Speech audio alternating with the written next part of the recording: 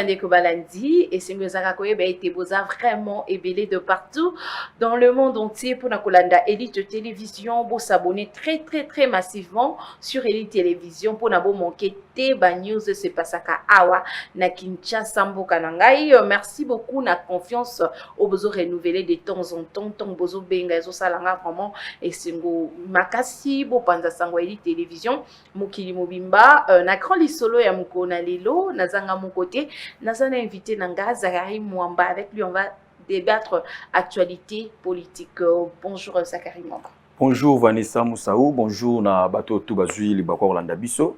Et c'est bien moi Zakari Mwamba, journaliste et reporter na journal télévisé Lingala Facile, et présentateur il y a une émission Kili Kidi et voilà quoi. Puis est-ce que ça Bisso que été bien ou il peut répondre à l'invitation à Bisso. Ouais, on a très bien, on a vraiment na CPLI, na Kay et na Elite Télévision. Vraiment fan d'ici, c'est ça vraiment le professionnalisme. Il y a un monde de tout le canal média na Bisso ezala, vraiment félicitations na numéro 1 à chaîne Oyo et vraiment bien tout. Vraiment félicitations encore une fois de plus. Oui, te koy baboye inayo awa ezali nini parce que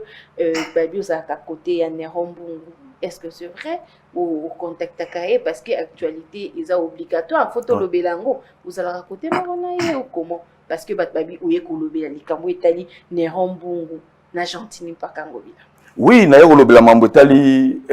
mbilinga mbilingiza na kata hôtel de ville et titulaire na vice nae c'est-à-dire biso bana Kisasa c'était que natif ya Kisasa et belé ya batu musu baloba que non kinois ya bozora pouvoir te bo gangela Kisasa bozora pouvoir te et voilà le cas au azana sommet ya mboka c'est un véritable kinois né ici à Kin au ya kende ko évoluer bona mikila poto et président Félix Antoine Tshisekedi Tshilombo ngana benga bongo le président du second avènement l'âge du testament accompli pour la République démocratique du Congo c'est-à-dire azamwana ya Kisasa c'est-à-dire j'avais que non bo batu bauti bautande bazora pouvoir bautande ba dirigeant biso bauta mais voilà le cas et tous ans la président ya Kinois yango moni biso ba Kinois to telemi pour la ville province ya Kinshasa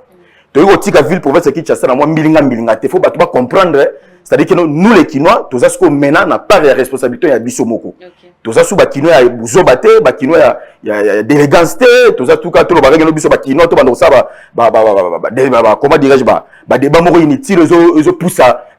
nani à venir à biso te c'est-à-dire comme gouverneur Gentini Mbakango Bila et azana na tête ya ville à Kinshasa suivi na vice na Nerombungu et vu propos Nerombungu oyo à tenir et c'est-à-dire à lancer moi guerre moroboye entre yé na titulaire na yé et ça vraiment déplorable état que biso ba véritable kino ba natif ya Kinshasa et ya vraiment na Nerombungu fu mwa banga moyo oyo vraiment la zope sa respect makasi na yé mais quand même et faut tala bien avant ozwa temps ya ko zwa ningisa ya ko lekana ba et pas ya bandeko ba confrère na biso mususu ya ko loba oyo zo loba ba propose tenir ya ko déstabiliser o aza titulaire na yo to mona ba biso tout et to romeko zonga ba mukesima André Kimbuta yango et le gouverneur de la ville oyo Gentini Ngobila succédaki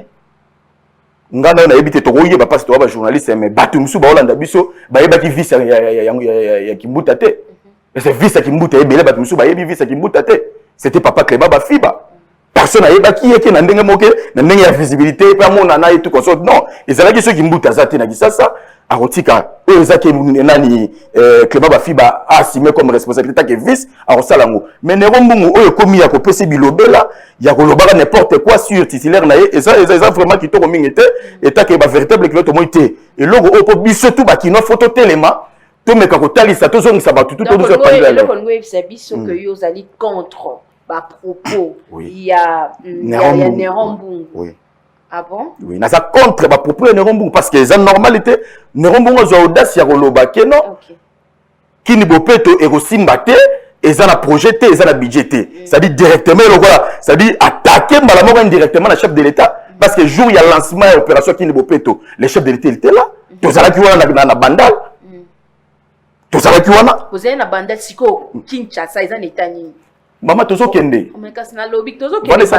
direct. Kinshasa ils en état ni. C'est là za kinois dozo betelango c'était na za kino c'est très bien. Mais Kinshasa na biso ils en état ni. Mais Kinshasa na biso to zela te ka Ngobila nda ko bongisa biso na banda ko na biso. Ta na lancer opération Kini bopeto, pe chef de l'État yaki.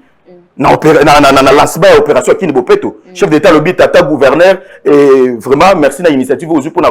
ko lancer Kini Bopeto dit chef ayo kozwape maloba Kini Bopeto zaka katekeno bozela ngai to bozela ngobila tata gouverneur pour abanda kokitela banda mo pas ça la pour que ça c'est la peto qui c'est la peto na ngai na yo esika to fandi na coin tout to fandi to ba ko bongisa ko na biso Kini Bopeto zaka teno et le quoi slogan mo teto eza na misala eza misala na slogan parce que ba on est le côté ba so mo yoto ka ba misala to ngobila to ça lelo ngobila ville qui ko banda boulevard ko tala ba mine na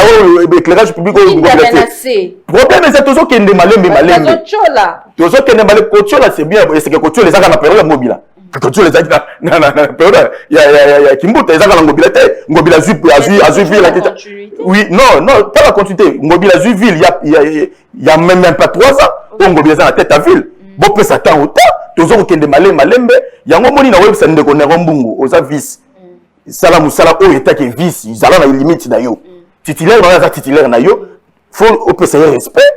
zana ba limite vis-à-vis ya titulaire na yo mais à dénoncer quand même. Dénoncer, ce n'est pas pour dénoncer ou dénoncer sur base à quoi? Ça dit le citoyen, le chef de l'État, ou à Zala, lancement et opération Kini Bopeto. Ce n'est pas normal. Un homme d'État, à ce temps, la PNI, qu'on a qui c'est un laxanini. Ngobianga la sakeno qui barabana qui s'assagene, ça dit yende mutu, ça dit bati keleka si nani vila wa gisasa, yé abongo la on a nengi la lingi. Ça va, ngobila fanda siko atikila yé, yo zala comme titulaire. Yo déjà ce qu'on vit la moto peso là. 1 mois, 2 mois, à cause de la vision, bon, ça vit la moto, opération Kini Bopeto, et ça, et ça, slogan, c'est là, n'a pas propos n'a tenir, mais, ça dit que la ville, il y a des vis, ni n'a pas porté auprès, il y a titulaire, oui, puis que malobéza, le col, téléspectateurs, n'angai, aux alanan des connards, au vent d'un inda, comme moi, il y a point faible, naïo. Donc, déjà, ce balobi, qui est, n'est aux aboués, va n'aimer à l'oba qui va nissa, ça qu'il camoutel, bien sûr, qu'on dit, parce que tous alané n'a qu'à t'acheter, et ça rare pour moutantimon. Est-ce que, Nerombo, à ce comme il est bon, pour abandonner le makamba lobi wana toi la lika la mkia ki lo makamba bon parce que ça la ranae bazane ba passera ba moment so baza ba déplacement baza ensemble siko on m'a dit qu'à dénoncer makamba peut-être photo landela te ba est-ce que c'est vrai ou faux makamba zo. Merci beaucoup Vanessa Moussaou, merci vraiment et c'est que pina ngala télé melande wana ko dénoncer ou pas to boité mututo aza pour mobilité to mututo aza pour fatité. Je comprends, mututu azana ba tendance na ye, mutu aza muta fayulu, mutu aza mutu ya fachi, mutu aza muta tendance. Maintenant, on a nani vice gouverneur Nerombu aza roloba. Eza mabete. Maintenant, et loko ezo sala ye lobisa ye bongo. Vi ya ndenge gouverneur ya ville ya Kinshasa azwaki ningisa ya kobuka zandu po ba tonga zandu parce que zandu wana tant to yebaki à l'époque na ba 82 83 zandu wana à l'époque to okene mama zo simba yo. Tu as un moyen de temps pour la mituka, tu as un moyen transport au Kiti, boye zandu moni zandu propre. Ce n'est pas ngobila ye. Amoni ndeko bande ko occupé zandu azo ki zandu wana marché wana maboko na ye. Ndeko na biso Hassan Mourad oyo soki libanais tout comme ça. Asomba ça dit batu ba député ça dit allez ça baganyaka pour zandu wana ça dit ba travailler ou ba d'autres travailler na zandu wana. Tout na bango ba salaire na bango oyo bane kozwa auprès ya monsieur Hassan wana. Et ça qui est suffisant. Maintenant, ngobila ye azana vision ya koluka Kini Bopeto les ala lisoluka te le pe ngobila tika ba trace na ye quand même na la période ya ngobila depuis to yeba zandu les ala zandu na ba tonga yango ça depuis à l'époque zandu la siko lelo ngobila pa kotika pe trace ndeke oui na tango na ngapi na lekaka na buki saka pe zandu na tonga marché o les marché moderne o marché c'est na kata omuki marché to zala ki na 6 mois. Si je ne me trompe pas, 5 à 6 mois de confinement, Nandako, Zandu Zaki à Kokanga. Pourquoi pas Azwa qui t'en aille? Parce que Magambo Belé, tout le monde a sentiment, peut-être aux alarana, na gouverneur, tous alarana, et on est tout le monde a 6 mois, il y a Zandu Zaki à Kokanga. Vous pouvez profiter, qu'on bouka, qu'on ça,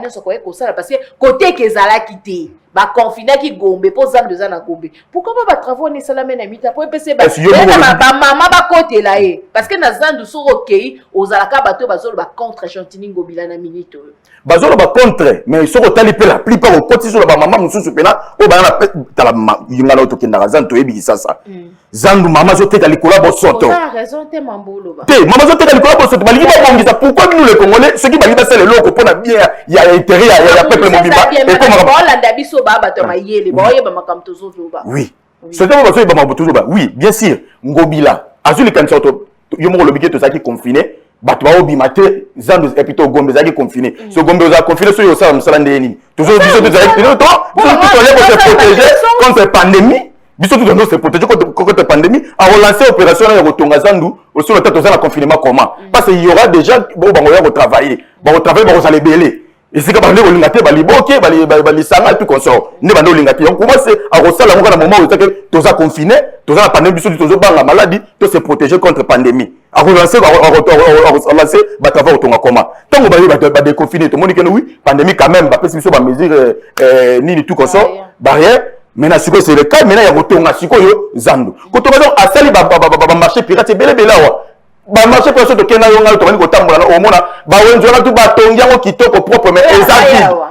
Yarai ya boya kabila. Yarai, wana wenzarai yo contenir ba to belé batala na. Non, kasi yango atongia yango non, yango atongi ba wenjona ebele. C'est-à-dire atongi ba wenze pirate ora pona tanda ba mama ba zala zala no wana et si va si ça kosala zandu nde ba rozonga eza pona bien na biso soki lelo batongi zandu wana et vous allez se moyen nani pour les biso ba kongo boki no mutu pa uti pe mboka libanda to lula ba poya ba ndego musu pourquoi to lula on a dit pas na misala ba c'est comme ça qui pour ba sala musala pour lelo to ba lula Dubaï lelo to ka makamba les gosses so zandu comme na niveau nini so na côté wana zandu déjà babuki maintenant pour makambo ya ndoko mungu afana ya oui afana ya na zandu wana na comme na fanda pe na zandu wana so eloko zo sa ndeko na ombungu ndeko Hassan a corrompa ba te belé même na ba députés provinciaux pour na ko ba défendre ye azalaka na zandu wana bambongo nazo zwazo tina na mboka leke tonga libe oyo ndeko Hassan aza kosala nani congolais ni na kosala ngo na mboka na ye kuna personne mutu te a congolais ni na kosala mamoyo Hassan osala na mboka na biso asala sala bloko wana mutu te so tellement corrompa ki batu tamsu na kati pe ya bato baza corrompu eza pe na vice gouverneur tamsu azali kanyaka ne yango moni tellement na kanyaka e kangaminga c'est-à-dire faut amona ka kino kamera ko batu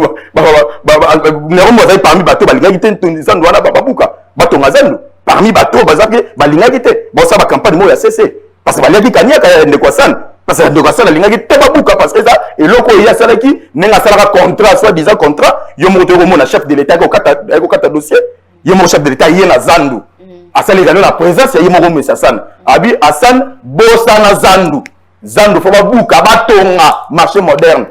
et ça peut miroir ya ville province ya Kinshasa mutakitiki sasa yepe na atel pe zandu quand même peut-être que ça s'appelle zandu mais oui zandu la moderne c'est bien bon et ça pour la aider biso beaucoup peuple congolais ça dit zandu wana ndenge ba mosi tanga moni ki aliye mbongo kaniaka pour se revoter mona kino isika ona liaki quand même amona kina leki na ba TV na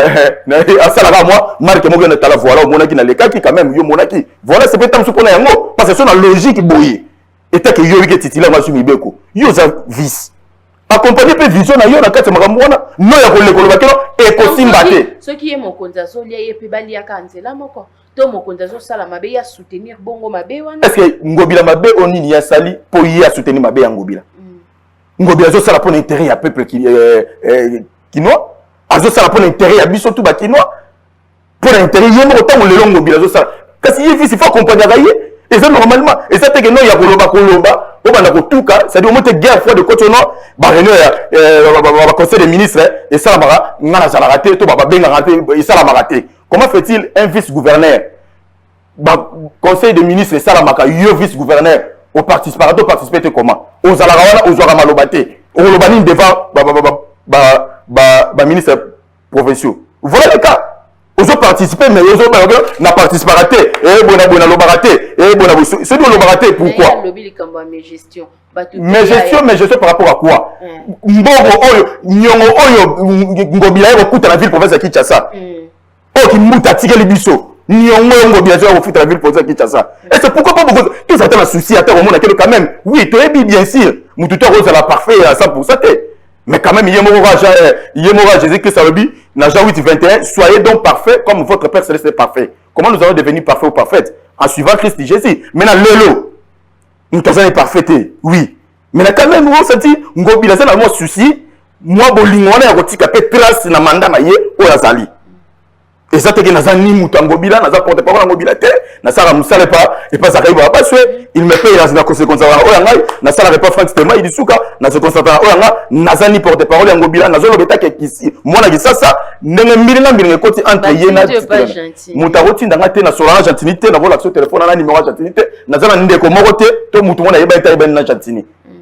Et ça, qui n'a yété qui m'a dit ça, au train, non, ville, c'est où m'a pu boiter, n'a pas bien battu. Comment fait-il yo abjuré, c'est plutôt vice, au côté là, titulaire n'a aussi bas anil. Tu vois, papa Clément Bafi, bah, n'a pas tous ceux qui 10 ans, 11 ans qui m'boutent à ça, na vie province à Kinshasa. Tu vois, papa Clément Bafi, bah, téléméli, qui a téléméli qui m'boutent, oh, mais je sais qu'il gagne, mais je sais qu'il gagne. Non! Et c'est que Moutamoni qui non, tu as corrompu, mais si tu as l'accès Moutouana qui non, voilà, n'a dit quand même bon, n'a comme défendre, n'a pas mon accueil, n'a mais content, vous savez, n'a pas qui ça. Les cambas députés provinciaux, bas foutami, pour on peut voler les cambas salaires, ils ont revenir et pas en Argentine gobilaté. Bien sûr, ils ont revenu, oui, président de l'Assemblée provinciale Azali, quand il y a certains députés où la CP pétition contre Godin Poy. Et c'est Longwe. Et c'est Longwe, donc la CP Longwe, bah, ni là, par rapport, il y a un bah, seul bataille, bon, moté. Bisomo to e bako jebang moni blob sur la vie faut to e bako ça prendre en charge nous-mêmes tous la tête oh frère mo zo uta libanda to le mo zo uta bo non bisomo to bazo le la salaire et c'est loko makam to zo ke malé malembe et ça mes gestion c'est ça dit ça que non contre non non ça contre par rapport à ça que non ngobila e bokuta banyongo non d'abord na ville oh banyongo ki mbuta tiki défense na au mo côté zo convaincre nga jusque là pourquoi o convaincre ngati na mamno soloba faut le babiloko ba effet réel autozo mona na mboka na biso parce que le débat difficulté ba makambo etali banzela makambo etali vie sociale makambo etali parce que yazali homme balobani mombali to mutu ya liboso ya ville ya Kinshasa donc makamno son atelo monte depuis to bandi émission convaincre nga ata ba téléspectateurs nanga bazolanda biso à dénoncer. Il faut tout l'indéter, pourquoi dénoncer? Pourquoi y a Betty Massassi et pas mon continent? Donc il faut tout y bayango. A Betty Massassi pour Amoni Azalaki contre Kotonga Zandu. N'est tellement balia qui Bazali corrompu et pas contre Azalaka Balongola Chantini to Balongola Nerombu Ponayo Basa. D'ailleurs peu place il Nerombu on les a place il y a papier un piana. Place Bena qui vit sur les papiers piana mais la cadre tellement politique en haut tellement Monique non Gentili Aza aimé aujourd'hui Aza la confiance au chef de l'État et tellement il va au Tébi va y battre ngamba FCC to ba hanga ba Monique non ngana se retrouver te tika na tsa moma kelelo et ça la peu badini namna bimape et moi kombo pe yanga ne rebeta ma sasa mais ça pour yango te biso qui ça doit penser que non lelo olobi que non et lo ni to so mono de salama nzela qui ya elenge sawa depuis ndeko Kabila zaki na pouvoir Kimbuta ya Zuki ça dans 2006 à ça plus ou moins si c'est 12 ans si je me trompe pas. Nzele lenge ça on a depuis nzele lenge ça on est là. Tout le monde a monté kanisa qui likaniste il y a koloko ça nzela wana. Na vision il y a chef de l'état Mokonzi Mboka na premier citoyen de la ville Gentini Bakangobila babandi ko sala misala ya lenge ça wana. Na combien d'années? Na combien d'années? Misala so salama. Maman va se concernant maman va le local pour aller au stade pour se stopper. Et stopper comment va le comme sous maman. To yoza rawana. Biso de la raté qui t'a pas joué sur le terrain. Oui. To moni misala ezo ko avancer. To moni elenge ça. Babandi déjà ba travaux ba osala misala ezo ko avancer. Ti mon ngafula. To ke na veli angela qui quitte, ça veut dire qui quitte. Ba do sala, ça dit pourquoi pour to ke na BAT kuna na changu. BAT babandi déjà ba travaux, chef de l'état qui to ke sous la comprendre na nani comment on appelle ça? Terre jaune. Chef de terre qui va lancer. Mais c'est les bandits comme ça. Na deuxième pamba chef de l'État. Est-ce que Bazotambola Nangobila c'est ça. Mais que gouverneur a fait ça. Si idée Nangobila a adopté en gros pas Tamboli ou bien et pas la proprement dite et pas il y a. Et ça va projet monsieur eux ils a proprement dite et ça la ville et ça la table et ça la projet il y a gouverneur de la ville. OK. Il y a des projets où ils a na mutu il y a gouverneur de la ville où à ça là. Vous comprenez bien, monsieur Topé sa chance. Mboka oto yolu la bapaya wana, bapoto wana itonga maka aboete, tolali tolamuki, et poto tonga. Non, bazo ki tana bango. Tozu mboka oboye bibiso tout. Ba Congolais to bazo ndapsa à travers le monde. Na ba oba ko finga, na ba oba ko loba malamu. Ba yebi ndenge mboka to uti na yango. quand même bateau bazo diriger mboka baza muto aza na tête ya mboka aza mona kisasa tout le monde ayebi tout peut ça quand même chance tout peut ça maboko tout le gâteau tout banda ko tout ka wa tout yango moni na bomoko nde mboka etambolaka na oyo aza na parti na oyo finga ya sali bien te yo zo ba oyo sali bien te so ba tiona ni mto sala bien so ba tiona tête une ko za chef de l'état moko ezali pona mboka te koza mutu a très ya mboka okumba nation ezali pona mboka te to tu penses que Fatine na fond na tala to tika blo mususu na vie faut comprendre ko tonga mboka ezate no to tonga ngo mbala moko brr allez ndenge Fatia komi bongo baba bandi koto ba immeuble tongami le but la muki boy brr koto non quand même avec l'état et ça projet tu okuta mboka na bandiongo tu okuta makambo mbele ndenge quand même na déjà ya pamba boze la siko to tonga bala to ko malwa poto non et c'est le ko que na on a procédé malembe et ça procédure OK malembe ça projet to OK nango malé jusqu'à ce que tu réaliser et ça non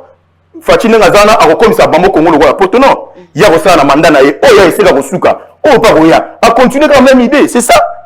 et ça te que notre caractère tous avec mon terme o la zana il fallait que ngana sala wana so yo pe so ba yo ça va yo sala wana donc coup d'état basani na ben ngabete Argentine coup d'état alors beta Argentine coup d'état sur base ya nini ana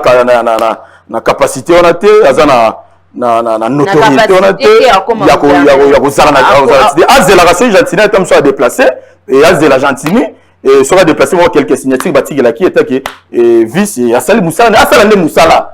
asala de musala to za après ça ba sala musala non que roloba baba o lekina ba TV o zo bimisi budget kaniaka o peso ale bandi ko lobo monike o peso ba poto e bona boye baba ndako kotela yo baba ndako finga ngobila so ka so lelo attention ya lobi de chef de l'état bi alors ngobila le tika kituana tika ville non et passe comme ça peut-être si yo ka tsaki na bandi ko loba boye ale chef de l'état obenga ngobila alors ngobila tika ville wana pesa nani à diriger non et ça procédure